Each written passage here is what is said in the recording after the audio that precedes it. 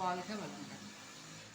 சென்ற வகுப்பில் நீங்கள் வந்து மிஷின் பற்றி அதனுடைய பார்ட்ஸ் என்னன்னு நீங்கள் சொல்கிறப்ப நீங்கள் கவனிச்சிருக்கீங்க, புரிஞ்சிருக்கும் உங்களுக்கு. இப்போ அடுத்தது வந்து தேய்ப்பதற்கு தேவையான உபகரணங்கள், இவை அனைத்துமே தேவையான உபகரணங்கள். இதை பற்றி நம்ம கொஞ்சம் தெரிஞ்சுக்கணும். இப்போ முதலில்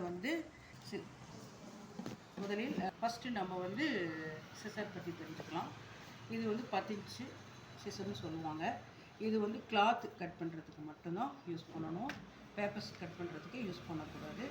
அந்த பர்பஸ்க்கு வேறு இந்த மாதிரி பிளாஸ்டிக் சிசர் இருக்கும், இதை வந்து நம்ம யூஸ் பண்ணிக்கலாம்.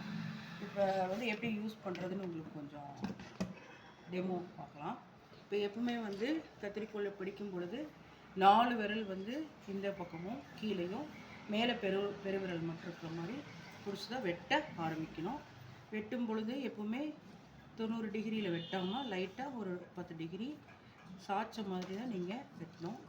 ஸ்ட்ரெயிட் வெட்டுறப்போ 3/2 பங்கு சிசரை விரித்து ஸ்ட்ரெயிட் வெட்டணும். வளைவுகள் வெட்டும் பொழுது சிசரின் முன்பகுதியில் அதாவது வந்து அந்த குனைப்பகுதியில் வெட்டணும். அப்போ தான் உங்களுக்கு வந்து அந்த ஷேப் கிடைக்கும். ஓகேவா? நெக்ஸ்ட்டு வந்து இது வந்து பேப்பருக்குன்னே இருக்கக்கூடிய சிசர். இந்த சிசர் வந்து இதுவும் 10 இன்ச் இருக்குது. இது சைஸ் வாரியாக உங்களுக்கு கிடைக்கும். இது எங்ககிட்டயே கிடைக்கும், நீங்கள் வாங்கிக்கலாம். இது வந்து நம்ம பேப்பர் கட் பண்ணுறப்பையும் அதே தான். இந்த 4 ஃபிங்கர்ஸ் வந்து இந்த அதிகமான பகுதியிலையும் பெருவிரல் மட்டும் மேலே இருக்கிற அந்த ஹோலில் வர மாதிரி வச்சுக்கணும்.